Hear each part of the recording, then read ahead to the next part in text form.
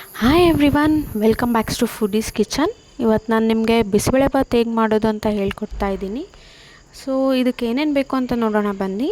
1 cup ತೊಗರಿಬೇಳೆ, 1 cup ಅಕ್ಕಿ, beans, ಆಲೂಗಡ್ಡೆ, ಕ್ಯಾರೆಟ್ನ ಹಚ್ಚಿಟ್ಕೊಂಡಿದ್ದೀನಿ, 1 ಟೊಮ್ಯಾಟೊ ಹಣ್ಣು ಹಾಗೆ 1 ಈರುಳ್ಳಿನ ಹಚ್ಚಿಟ್ಕೊಂಡಿದ್ದೀನಿ. ಇದಕ್ಕೆ ನಾನು ಬಟಾಣಿನ ಒಂದು 3 ಅವರ್ಸ್ ಮುಂಚೆ ನೆನೆಸಿಟ್ಕೊಂಡಿದ್ದೆ, ಹುಣಸೆಹಣ್ಣು ನೆನಿಟ್ಕೊಂಡಿದ್ದೀನಿ. ಸಾಸಿವೆ, ಜೀರಿಗೆ, ಒಣಮೆಣಸಿನ್ಕಾಯಿ, ಅರಿಶಿಣ, ಖಾರ ಪುಡಿ. ಸೊ ಹಾಗೆ ಇವತ್ತು ನಾನು MTR ಬಿಸಿಬೇಳೆಭಾತ್ ಪೌಡರ್ನ ಯೂಸ್ ಮಾಡ್ತಾಯಿದ್ದೀನಿ. ಕರಿಬೇವು ಹಾಗೆ LG ಅವರ ಹಿಂಗುನ ಯೂಸ್ ಮಾಡ್ತಾಯಿದ್ದೀನಿ.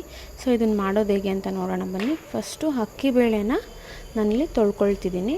2 to 3 ಟೈಮ್ಸ್ ಇದನ್ನು ತೊಳ್ಕೊಳ್ಳಿ.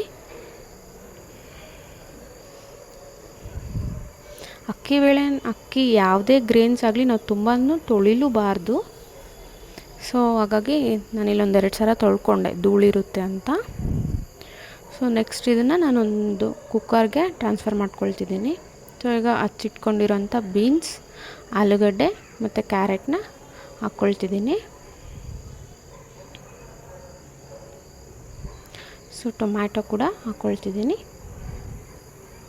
ಈರುಳ್ಳಿ ಒಗ್ಗರಣೆಗೆ ಯೂಸ್ ಮಾಡೋಣ.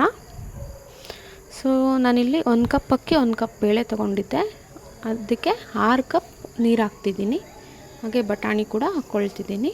ಸ್ವಲ್ಪ ಅರಿಶಿಣ ಹಾಕಿ ಇದನ್ನು ಚೆನ್ನಾಗಿ ಮಿಕ್ಸ್ ಮಾಡಿ 4 ವಿಸಿಲ್ ಬರೋವರೆಗೂ ಗ್ಯಾಸ್ ಮೇಲೆ ಇಡೋಣ.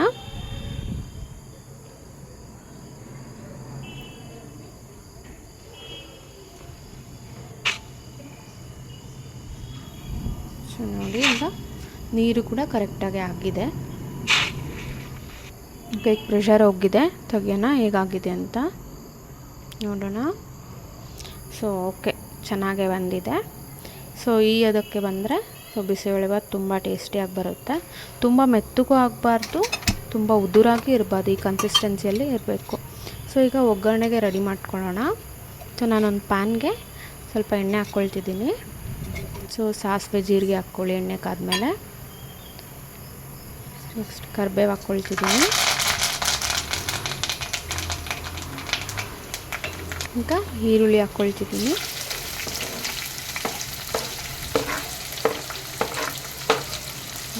ಒಂದ್ಸಲ ಮಿಕ್ಸ್ ಮಾಡ್ಕೊಳ್ಳಿ. ಒಣಮೆಣಸಿನ್ಕಾಯಿ ಹಾಕ್ಕೊಳ್ತಿದ್ದೀನಿ.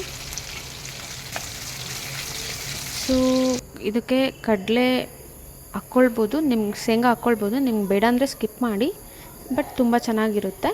ನಾನಿಲ್ಲಿ ಮರೆತುಬಿಟ್ಟಿದ್ದೆ, ಈರುಳ್ಳಿ ಹಾಕೋಕ್ಕಿಂತ ಮುಂಚೆನೇ ಹಾಕಿ. ಸೊ ಈಗ ನಾನು ಇಂಗು ಹಾಕ್ತಿದ್ದೀನಿ.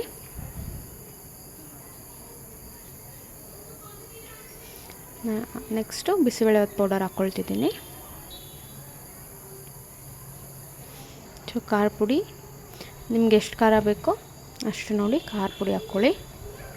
ಓಕೆ, ನಾನೀಗ ಇದಕ್ಕೆ ಮಿಕ್ಸ್ ಮಾಡ್ಕೊಳ್ತಿದ್ದೀನಿ.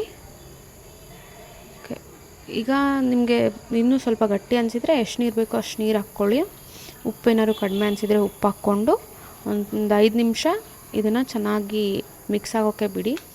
ಖಾರ ಎಲ್ಲ ಚೆನ್ನಾಗಿ ಮಿಕ್ಸ್ ಆಗಬೇಕು, ಉಪ್ಪು ಖಾರ ಎಲ್ಲ. ಸೊ ಲಾಸ್ಟಲ್ಲಿ ನಾನು 1-2 ಸ್ಪೂನು ಬೆಣ್ಣೆ ಹಾಕ್ಕೊಂಡು ಒಂದು ಮಿಕ್ಸ್ ಕೊಡ್ತಾಯಿದ್ದೀನಿ. ಸೊ ಈಗ ಬಿಸಿಬೇಳೆಭಾತ್ ರೆಡಿಯಾಗಿದೆ. ಬೂಂದಿ, ಚಿಪ್ಸು ಎದ್ರ ಜೊತೆ ಆದ್ರೂ ತಿನ್ಬೋದು. ಓಕೆ, ನಿಮಗಿದು ಇಷ್ಟ ಆಗಿದ್ದರೆ ಕಮೆಂಟ್ ಮಾಡಿ. Thanks for watching. Like, share and subscribe.